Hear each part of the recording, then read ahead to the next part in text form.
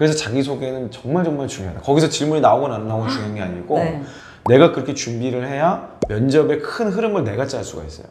하나는 필살기, 그리고 하나는 입사 후 포부. 합격하고 싶으신가요? 그럼 이 영상을 꼭 시청해주세요. 여러분은 지금 대한민국 최고의 면접 전문가 면접왕 이영님과 함께하고 있습니다. 이영님, 그 1분 자기소개가 처음에 소개를 하니까 중요하다고 하셨는데 이게 왜 중요한 건지 좀 알려주세요. 그 면접관 입장에서 질문을 하려고 그 자리에 온 거잖아요. 근데 질문을 할 요소를 뽑을 때가 별로 없어요. 결국에는 제출한 서류, 자기소개서죠. 그 안에서 뭔가 질문을 뽑아내든지 아니면 이 사람이 뭔가 말한 거 중에서 질문을 찾아내야 돼요. 그러니까 면접관 입장이 돼보면요 되게 힘들어요. 이게 뭐 무슨 면접관은 뭐 그냥 꽁으로 하지 끝나고 나면 정말 지치거든요. 왜냐면 사람들이 글을 잘 못 써요. 그러니까 자기 자신을 정말 잘 표현하면 거기 안에서도 얼마든지 뽑아냈을 수 있지만 사실 되게 추상적이고 질문하기 어려운 글들이 많아요. 저 많은 분들을 보니까 그렇더라고요. 그러면 이제 결국에는 그 다음에 여기서 뭔가를 뽑지 못한다 그러면 그 사람이 한 말에서 질문을 뽑아낼 수밖에 없어요. 또는 뭐 이제 이걸 좀 보완하는 방법이 공통 질문을 던져놓고 그 다음에 그 사람은 답변을 스케치하는 거죠. 그러니까 뭐 두 가지 방법이 다 있는데 어찌됐건 1분 자기소개는 다 하잖아요. 그러면 자기소개에서부터 벌써 질문을 할 걸 염두에 두고 던지면 당연히 아까 제가 말씀드렸던 그 주도적인 면접을 끌고 가는 어떤 그런 게 가능하겠죠. 그래서 자기소개는 정말 중요하다. 거기서 질문이 나오건 안 나오건 중요한 게 아니고 내가 그렇게 준비를 해야 면접의 큰 흐름을 내가 짤 수가 있어요.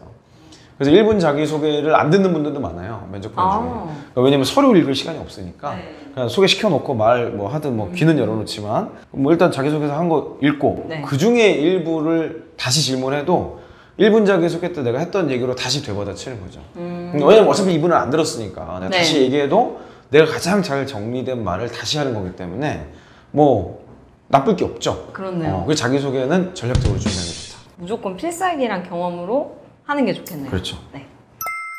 그 중요한 건 이제 알았는데 1분 자기소개 구성을 어떻게 해야 될지 이거 너무 막막해요.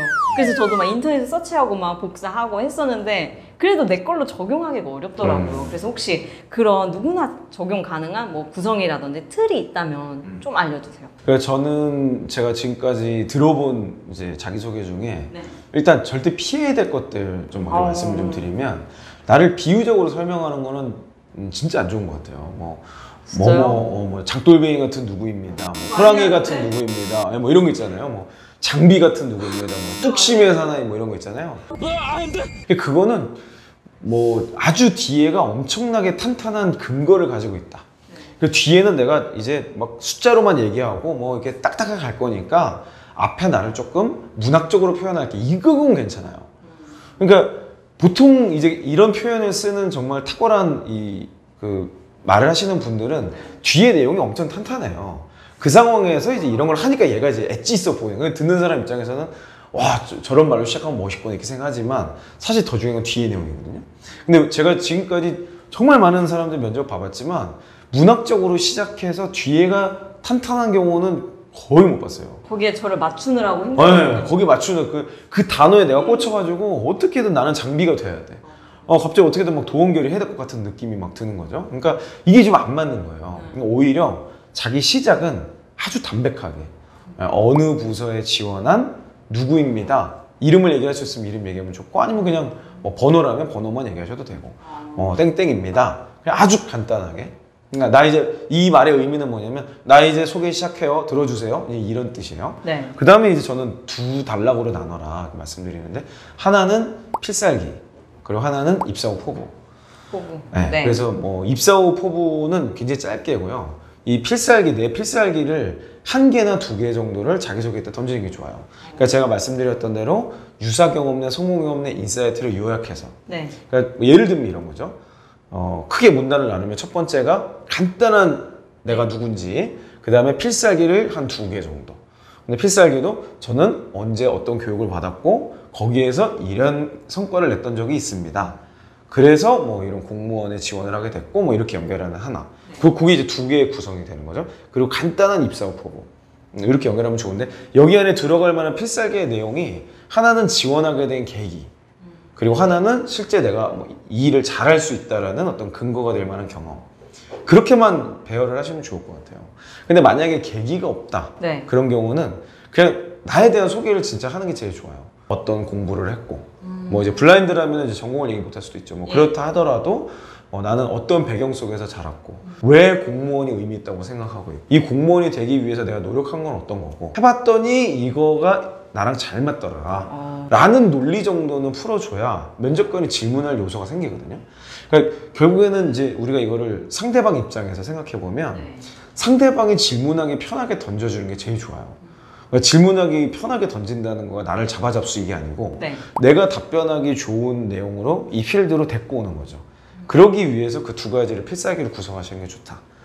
그래서 그런 구조를 가져가시면 머릿속도 정리가 좀 쉽고 그 두 가지 경험 안에서 답변을, 그러니까 어떤 질문이 와도 이 내용 안에서 답변을 더 깊게 방대하게 이게 푸는 연습을 해보시면 필살기 답변이 가능하죠.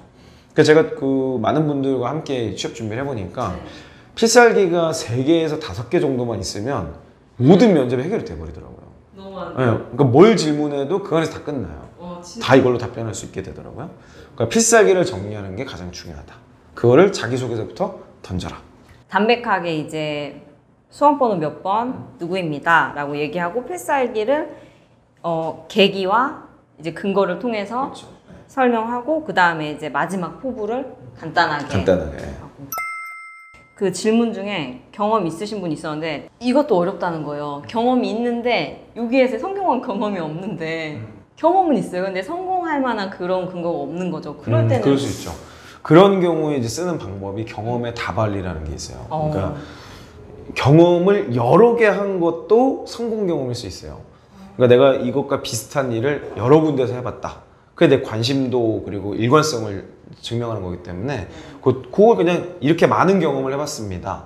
그래서 이런 다양한 경험이 공무원에 이렇게 잘 적용이 될 거라 생각합니다 라고 정리하는 것도 방법이 되겠죠. 경험을 자기소개로 얘기하면 답변이 술술 나오잖아요. 그래서 진짜 자기소개가 중요한 것 같네요. 그럴 땐 이거의 중요성은 이 프레임을 이제 준비하려다 보면 어쩔 수 없이 내 경험을 정리하게 돼요. 그러니까 그게 더 의미가 있는 것 같아요. 내가 이런 경험이 있었지, 이런 경험은 이런 면에서 의미가 있어. 그러니까 여기 가면 잘할 거야. 이런 것들을 머릿속에 한번 정리를 하고 가면 면접관이 어떤 질문을 해도 이 안에서 답변을 하게 좀 되는 거죠. 아무래도 확률적으로. 그렇네요. 자기소개부터 그렇게 탄탄하게 준비하면 다른 질문이 와도 답변하기가 더 편할 것 같고 또 진솔하게 답변할 수 있을 것 같아요. 공무원 면접은 보통은 시간이 좀 남아서 마지막 할 말 하세요라는 말 보통 하시거든요. 일반적으로도 그렇죠. 그래서 마지막 할 말 어떻게 잘할 수 있을지. 그 마지막 할 말은 사실 이제 면접관 입장에서 여러 가지 의도가 있어요. 일반적으로는 진짜 마지막 할 말 무슨 뭐 최후 변론 또는 뭐 사용 집행전에 뭐 남기고 싶은 말이 있는가 뭐 이런 그런 맥락이 아니고 그냥 이제 면접이 끝날 거예요, 면접 끝낼 거예요 라는 그걸 애둘러서 되게 이렇게 표현하는 경우가 많아요. 그래서 거기에서 뭐 대단한 걸 얻으시려고 하는 거는 제가 보기엔 큰 의미가 없다. 그리고 이미 그쯤까지 갔으면 면접관 입장에서 마음의 결정이 끝났거든요. 거기에서 우리가 앞에서 필살기로 뭔가 이렇게 답변을 잘 하셨다면 그냥 감사 인사로 마무리하시는 게 가장 좋고요. 그러니까 감사 인사를 하면은 이제 상대방이 성숙해 보여요. 상대방의 인격이 달라 보이고, 그리고 내가 뭐 특별히 해준 게 없잖아요, 면접관이. 근데 감사하다 그러면 괜히 사람이 왜 나 좋다고 하면 좋아하듯이 그죠? 좀 그런 느낌이 생겨요. 마음이 바뀔 것 같아요. 그렇죠. 마음이 바뀔 수도. 그러니까 좀 애매했다. 그럴 때 감사 인사로 오히려 좀 가점 쪽으로 이렇게 확 기울 수도 있는 게 사람이라서 어쩔 수가 없거든요. 그래서 감사 표현을 하는 게 좋고, 만약에 내가 준비한 내용을 잘 못했다, 이걸 설명하지 못한 경우에는 원래 하려고 했던 거를 다시 이야기하시는 게 좋아요. 내가 이런 내용을 얘기하려고 내 필살기로 정리를 했는데 미처 말을 못했으면 제가 오늘 꼭 말씀드리고 싶은 게 있었는데 말씀드리고 싶습니다 하고 그 내용을 잘 말씀드리고 마치시는 게 나중에 후회가 없으니까. 근데 내가 앞에서 잘 전달했는데 또 그럴 필요는 없어요. 왜냐면 한 얘기를 또 하면 그것도 짜증나거든요. 그러면 이 사람이 뭐 벽 보고서 얘기하는 그런 느낌이란 말이에요. 그러면 면접에서 제일 안 좋은 건 내가 벽 보고서 얘기하는 듯한 느낌이에요. 뭔가 인터랙션이 되는 게 제일 좋은 거죠. 사람이니까. 맞아요. 서로 진짜 이해하면서 면접관 입장에서도 이해하고 하면서 하는 게 더 성숙한 답변이 될 것 같고 진짜 감사 인사는 이 영상 보시는 분은 꼭 하시면 좋을 것 같아요. 네, 여러분 공터뷰 채널 제가 보기엔요 면접왕 이형만큼 좋은 채널인 것 같아요. 공무원 준비하시는 분들 이 공터뷰 채널이요 구독과 좋아요 알람 설정만 해두셔도 합격 확률은 올라갑니다. 여러분 다음에 또 만나요.